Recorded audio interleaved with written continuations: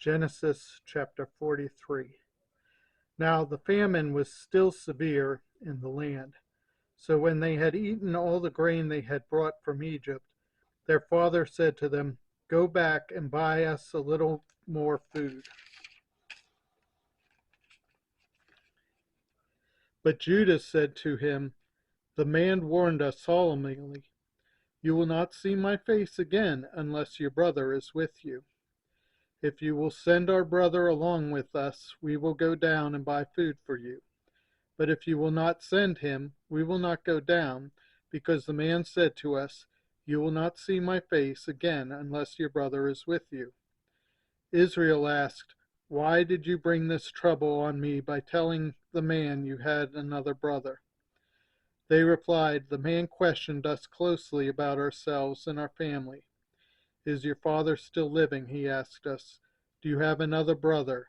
We simply answered his questions. How were we to know he would say, 'Bring your brother down here'?" Then Judah said to Israel his father, "Send the boy along with me, and we will go at once, so that we and you and your children may live and not die.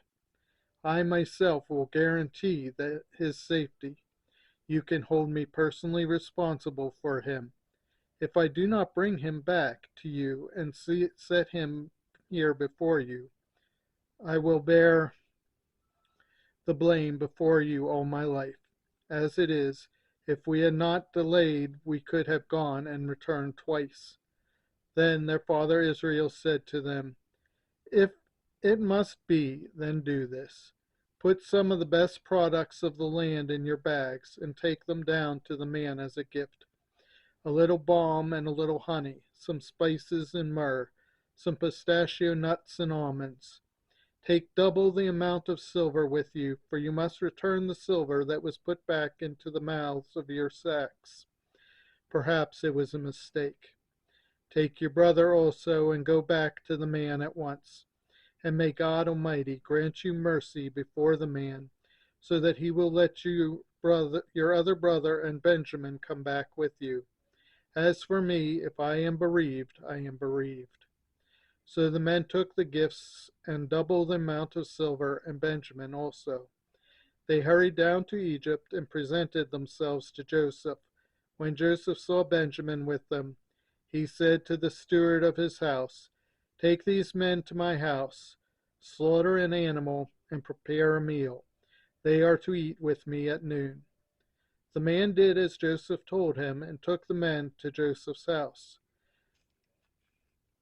Now the men were frightened when they were taken to his house. They thought, "We were brought here because of the silver that was put back into our sacks the first time. He wants to attack us and overpower us and seize us as slaves and take our donkeys." So they went up to Joseph's steward and spoke to him at the entrance to the house. "We came down here the first time to buy food, but at the place where we stopped for the night, we opened our sacks, and each of us found his silver, the exact weight, in the mouth of his sack. So we have brought it back with us. We have also brought additional silver with us to buy food. We don't know who put our silver in our sacks." "It's all right," he said. "Don't be afraid. Your God, the God of your father, has given you treasure in your sacks. I received your silver." Then he brought Simeon out to them. The steward took the men into Joseph's house, gave them water to wash their feet, and provided fodder for their donkeys. They prepared their gifts for Joseph's arrival at noon, because they had heard that they were to eat there. When Joseph had come home, they presented to him the gifts they had brought into the house, and they bowed down before him to the ground. He asked them how they were, and then he said, "How is your aged father you told me about? Is he still living?" They replied, "Your servant, our father, is still alive and well." And they bowed down, prostrating themselves before him. As he looked about and saw his brother Benjamin, his own mother's son, He asked, "Is this your youngest brother, the one who you told me about?" And he said, "God be gracious to you, my son." Deeply moved at the sight of his brother, Joseph hurried out and looked for a place to weep.